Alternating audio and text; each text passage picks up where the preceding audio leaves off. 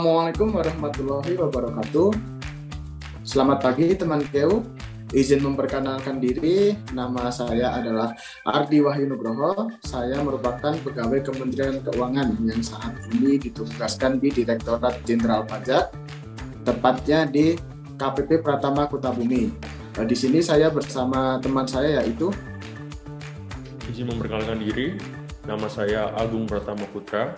Saya merupakan pegawai Kementerian Keuangan yang ditempatkan di KPPBC TMBC Pangkal Pinang.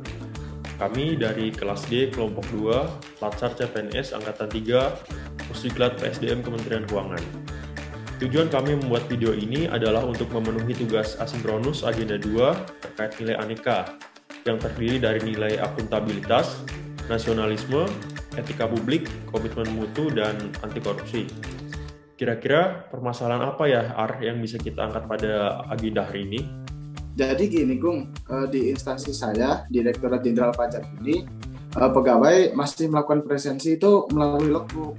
Jadi kalau pegawai mau presensi pagi dan sore, itu harus masuk ke laman logbook dulu, yaitu laman logbook.pajak.go.id. Nah, itu menurutku kurang efisien. Kenapa? Karena kita harus ada beberapa step yang harus kita lalui. Sementara itu kemudian meskipun logbook ini sudah mencatat waktu dan lokasi, tapi masih ada celah, Bung.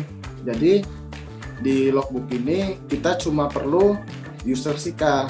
Jadi ketika kita mau melakukan presensi, kita cuma butuh masukin username SIKA dan kata sandi. Nah, itu celah kan? Kenapa? Karena dengan hanya butuh user SIKA dan password saja, kita bisa istilahnya melakukan titip absen. Jadi menurutku DJP ini perlu memiliki aplikasi presensi yang khusus gitu untuk memudahkan pegawai pajak dan juga untuk melakukan pengawasan terhadap presensi tersebut. Nah, kira-kira ada instansi nggak, Gung, instansi lain nggak yang bisa dijadikan benchmark gitu oleh DJP dalam hal presensi ini? Kalau di instansi Akuar, Direktorat Jenderal Bea dan Cukai, ada tuh aplikasi absen namanya aplikasi MyCisa. Aplikasi ini tuh bisa diakses pakai smartphone lewat HP, terus dapat diunduh lewat Play Store, bisa juga lewat App Store ya. Kemudian ini adalah tampilan aplikasi MyCisa.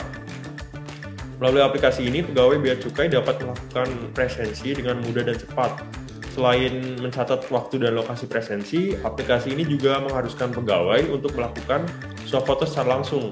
Jadi, aplikasi ini nggak punya menu untuk mengunduh foto yang udah disimpan di galeri. Hal tersebut digunakan untuk memastikan bahwa pegawai yang melakukan presensi adalah pegawai yang memiliki akun. Jadi aplikasi MyCisa ini juga tidak terpengaruh oleh aplikasi yang dapat memalsukan lokasi seperti aplikasi fake GPS misalnya ya. Melalui aplikasi MyCisa ini, pegawai Bea Cukai juga bisa melihat profil dan struktur Direktorat Jenderal Bea Cukai, kemudian profil singkat seluruh pegawai Bea Cukai. Aplikasi ini juga memiliki desain yang simpel namun tetap nyaman untuk digunakan. Oh gitu ya, kayaknya bisa sih sepertinya ya, kalau DJP ini mengadopsi aplikasi presensi itu seperti MyCisa.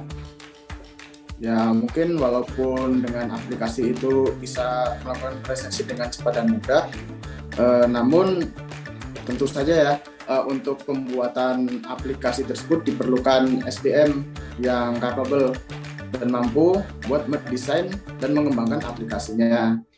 Karena dari dulu kita terbiasa untuk absen melalui logbook, mungkin dengan adanya aplikasi ini perlu diadakan sosialisasi bagaimana sih cara gunain aplikasinya kepada seluruh pegawai DJP.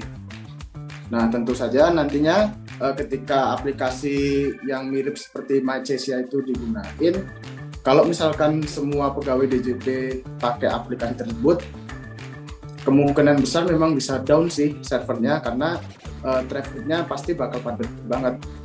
Karena semua pegawai DJP aksesnya ke situ. Mungkin bisa dilakukan pengembangan server juga sih untuk penggunaan teknologi terbaru, misalnya dengan perluasan server atau penggunaan prosesor yang memiliki kecepatan yang baik. Betul sekali, itu ya berarti ya beberapa tantangan yang mungkin akan dihadapi oleh Direktorat Jenderal Pajak apabila menerapkan aplikasi sejenis MyCasa ya. Terus juga menurutku penerapan dan pengembangan aplikasi presensi di DJP ini mengandung nilai-nilai aneka, nggak sih, Iya nggak sih? Oh iya? Iya, jadi contohnya kan aneka, ada 5 nilai nih. Nilai akuntabilitas misalnya, kita lihat dari kegiatan presensi, ini kan merupakan sebuah kewajiban dan tanggung jawab individu bagi seluruh pegawai Direktorat Jenderal Pajak. Kemudian kegiatan presensi yang menjadi lebih cepat, tepat, akurat, dan mudah menggunakan aplikasi tersebut kayaknya menunjukkan nilai komitmen mutu nggak sih?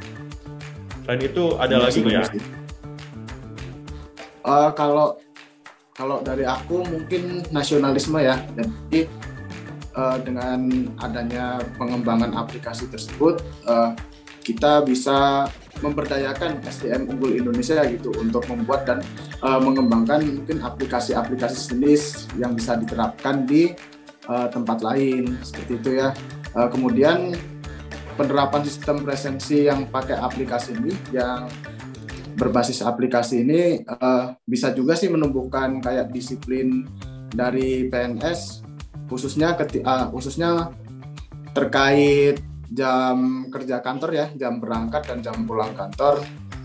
Itu juga disiplin PNS juga mencerminkan nilai etika publik. Mungkin dari kamu ada yang mau ditambahin nggak, Bung? Ada nih nilai terakhir dari etika hanya yaitu nilai anti korupsi. Nilai anti korupsi ini bisa ditunjukkan dari mungkin aplikasi presensi tersebut yang mewajibkan penggunanya untuk melakukan swafoto secara langsung. Jadi hal tersebut dapat menutup celah kecurangan dalam melakukan presensi. Misalnya kita meminta pegawai lain yang sudah berada di kantor untuk melakukan presensi, gitu kan?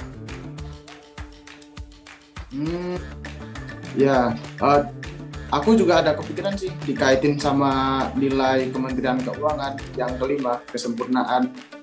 Jadi dengan adanya pengembangan aplikasi presensi ini, kita sebagai pegawai Kementerian Keuangan selalu berusaha terus-menerus ya untuk memberikan kemajuan bersama.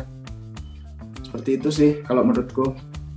Betul banget, Jadi itu ya masalah yang kita bahas hari ini terkait presensi di Direktorat Jenderal Bea Cukai.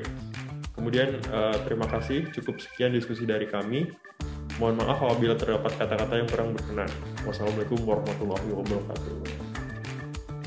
Waalaikumsalam warahmatullahi wabarakatuh.